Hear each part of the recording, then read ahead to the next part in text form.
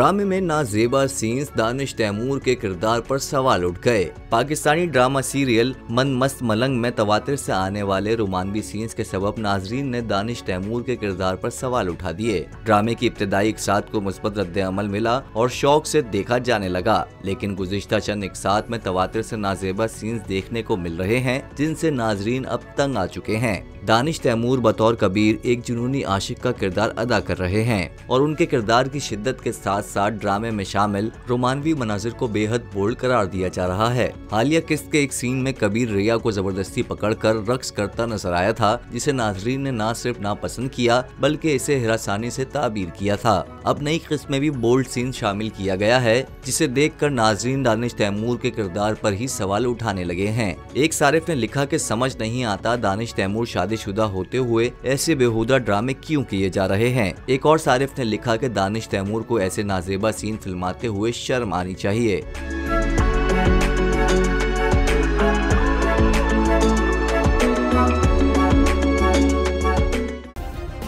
Subscribe करें और bell दबाएं ताकि कोई खबर रह न जाए।